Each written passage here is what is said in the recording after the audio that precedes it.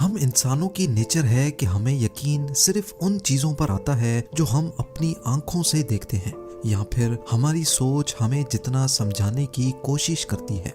लेकिन इस दुनिया में कई ऐसी हकीकतें मौजूद हैं जो हमारे सामने रहते हुए भी हमें नजर नहीं आती। अगर नजर आ भी जाए तो हमारी सोच उसको एक्सेप्ट करने की काबिलियत नहीं रखती। जब हम आंखों से कुछ देखते हैं और हमारी सोच हमें कुछ और दिखाना चाहती है, तो इसी के बीच में एक नई चीज पैदा हो जाती है जिसको हम मिस्ट्री कहते हैं। ऐसी ही एक मिस्ट्री इंडोनेशिया के जावा आइलैंड पे इस पहाड़ के अंदर मौजूद है। ज़ेम टीवी की वीडियोस में एक बार फिर से खुशामदीद। नाजरीन, दूर से देखने पर ये किसी भी नॉर्मल पहाड़ की तरह दिखता है, लेकिन इसकी टॉप पर जाकर जो कुछ देखने को मिलता है वो किसी भी तरह से नॉर्मल नहीं है। गुनुंग पादंग के नाम से पहचाने जाने वाले इस पहाड़ पर हजारों की तादाद में ऐसे रेक्टेंगल शेप के पत्थर बिखरे हुए हैं। ये पत्थर किसी भी एंगल से नेचुरल फॉर्मेशन नहीं लगते, बल्कि ऐसा मालूम होता है कि इनको इस खास शेप में काटा गया है। अब क्योंकि जावा आइलैंड खुद एक वॉल्केनिक आइलैंड है, इसी वजह से रिसर्चर्स का मानना था कि कोई वॉल्केनिक रॉक यहीं पड़ा था जिसको काट कर इस शेप में लाया गया है। लेकिन पत्थरों के सैंपल्स लेने के बाद मालूम पड़ा कि ये पत्थर यहाँ के हैं ही नहीं, और इस बात का मतलब था कि करीब इन 50,000 पत्थरों के ब्लॉक्स को कहीं और काटा गया था और फिर एक एक करके इस पहाड़ के ऊपर चढ़ाया गया। पहाड़ की टॉप लेयर पर ये पत्थर रैंडमली बिखरे हुए हैं, लेकिन कुछ स्पॉट्स में ये एक दूसरे के ऊपर तरतीब से रखे हुए भी पाए गए। और सिर्फ इतना ही नहीं, बल्कि इनके बीच में गारा यानी सीमेंट जैसे मिक्सचर को भी डाला गया था। वो जो लोग भी थे, ऐसा मालूम होता है कि वो इस पहाड़ के ऊपर कोई टेरेस या कोई कंस्ट्रक्शन करना चाहते थे। रिसर्चर्स इस मामले को जितना ज्यादा इन्वेस्टिगेट कर रहे थे, वो उतना ज्यादा सरप्राइज भी हो रहे थे। टॉप लेयर पे पत्थरों के बीच में मौजूद गारे की जब रेडियो कार्बन डेटिंग की गई तो मालूम पड़ा कि ये 2500 साल पुराना है। लेकिन जब एक्सकवेशन की गई तो 20 फीट की गहराई पर रिसर्चर्स को यहाँ 7500 साल पुराने गारे के सैंपल्स भी मिले। टॉप लेयर पर 2500 तो 20 फीट की गहराई पर 7500 साल पुराने सैंपल्स मिलने का मतलब ये था कि यहाँ कोई एंशिएंट सिविलाइजेशन बस्ती थी जो वक्त के साथ साथ किसी बहुत बड़े स्ट्रक्चर को कंप्लीट कर रही थी। कुछ आर्कियोलॉजिस्ट का कहना था कि इससे नीचे खुदाई करने की जरूरत नहीं है, क्योंकि ह्यूमन की हिस्ट्री सिर्फ 7500 साल पुरानी ही है, तो इससे नीचे हमें कुछ नहीं मिलेगा। लेकिन लोकल जियोलॉजिस्ट अभी भी सेटिस्फाइड नहीं थे। उन्होंने इस पहाड़ पर कोर ड्रिलिंग करने का फैसला किया।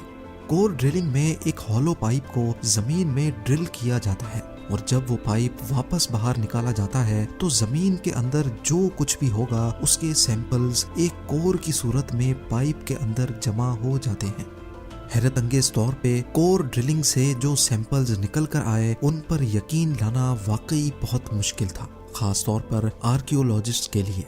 पहली 2 लेयर्स यानी 20 फीट की गहराई के सैंपल्स तो 3000 से लेकर 7500 साल पुराने ही थे, लेकिन 50 फीट की गहराई से भी गारे के कुछ सैंपल्स निकल कर आए जो 11600 साल पुराने थे। ये साल था 9600 BC और तब अर्थ पर आखिरी आइस एज चल रही थी।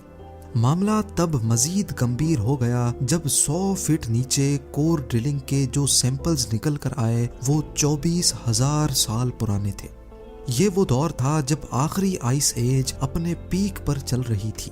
उस दौर में इंसान की किसी अननोन सिविलाइजेशन ने पहाड़ के इतना नीचे कोई कंस्ट्रक्शन की थी जिसके सबूत सबके सामने थे।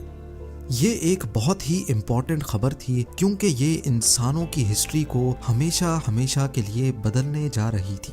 रिकॉर्डेड हिस्ट्री में यानी हिस्ट्री की बुक्स में हमें ये मालूम पड़ता है कि इंसान की सिविलाइजेशन 7500 साल पहले डेवलप हुई थी। लिहाजा आर्कियोलॉजिकल कम्युनिटी का मानना था कि ऐसा मुमकिन ही नहीं हो सकता कि ये काम इंसानों ने किया हो, क्योंकि इतना पहले इंसान इस काबिल ही नहीं थे। उनका कहना था कि गारे के सैंपल्स मिल जाने से ये साबित नहीं होता कि यहाँ इंसानों ने पहाड़ के अंदर कोई स्ट्रक्चर बनाया हो। आर्कियोलॉजिस्ट को यकीन दिलाने के लिए ठोस सबूत की जरूरत थी, जैसा कि ह्यूमन स्केलेटन, कोई पॉटरी या फिर कोई स्ट्रक्चर। दूसरी तरफ लोकल जियोलॉजिस्ट ने अपनी रिसर्च जारी रखी। उन्होंने पहाड़ पर जीपीआर और साइज्मिक टोमोग्राफी जैसी लेटेस्ट टेक्नोलॉजी की मदद से स्कैन करने का फैसला किया। इस स्कैन में रेडियो सिग्नल जमीन के अंदर भेजे जाते हैं। ये सिग्नल्स जब किसी मास से टकराते हैं तो इनकी स्पीड कम हो जाती है, और जब ये हॉलो स्पेस में ट्रेवल करते हैं तो इनकी स्पीड बढ़ जाती है। इन सिग्नल्स की स्पीड के जरिए ये पता लगाया जाता है कि जमीन में नीचे हॉलो स्पेसेस हैं कि नहीं, और अगर हैं तो उनकी शेप कैसी है। स्कैन के रिजल्ट्स में पहाड़ी के अंदर का जो इमेज सामने आया वो रिसर्चर्स अपने कैरियर में पहली बार देख रहे थे। पहाड़ के अंदर जगह जगह हॉलो स्पेसेस नोट की गई। 3 बड़े बड़े स्क्वायर चैम्बर्स जो अलग अलग लेवल के हिसाब से बने हुए थे। ये तीनों चैम्बर्स एक टनल नुमा पाथवे के जरिए एक दूसरे से कनेक्टेड, जबकि सबसे ऊपर वाला चैम्बर पहाड़ की टॉप से कनेक्टेड था। इन तीनों चैम्बर्स की साइज भी एक दूसरे से काफी मुख्तलिफ थी। सबसे ऊपर वाला चैम्बर छोटा, उसके बाद बड़ा चैम्बर, और तीसरा चैम्बर सबसे बड़ा और 100 फीट की गहराई में बनाया गया था। इस नई डिस्कवरी ने सबको हैरत ज़दा छोड़ दिया। हर कोई सिर्फ एक सवाल का जवाब तलाश कर रहा था कि 24,000 साल पहले लास्ट आइस एज में जब इंसान सिर्फ हंटर्स हुआ करते थे, तब उन्होंने ये काम कैसे किया होगा। याद रहे कि ये बात आयरन, ब्रॉन्ज और स्टोन एज से भी काफी ज्यादा पुरानी है। जब ये major discovery mainstream media पे आई तो इंडोनेशियन गवर्नमेंट भी इसमें काफी इंटरेस्ट लेने लगी और लोकल जियोलॉजिस्ट को गुनुंग पादंग पर एक्सकवेशन करने की इजाजत दे दी। प्रेसिडेंट ने यहाँ अपने लिए एक हेलीपैड भी बनवाया जहाँ वो खुद इस रिसर्च को मॉनिटर करने आते थे। लेकिन आर्कियोलॉजिकल कम्युनिटी ने इस पर काफी प्रोटेस्ट रिकॉर्ड करवाए, क्योंकि वो अभी तक इस बात पर डटे थे कि गुनुंग पादंग पर जो कुछ भी है वो 7,500 साल से पुराना नहीं हो सकता। खैर, जैसे तैसे करके लोकल जियोलॉजिस्ट ने यहाँ एक्सकवेशन स्टार्ट की, जिसके बाद एक एक करके नई डिस्कवरीज सामने आती गई। यहाँ से पॉटरीज, ज्वेलरी, वेपन्स और कॉइन्स भी मिले जो 5,500 BC में बनाए गए थे। जबकि रिकॉर्डेड हिस्ट्री में मॉडर्न साइंस का कहना है कि सबसे पुराना कॉइन 600 BC में बनाया गया था। गुनुंग पादंग से नई डिस्कवरीज का सिलसिला अभी चल ही रहा था कि 2014 में इंडोनेशियन प्रेसिडेंट चेंज हो गए।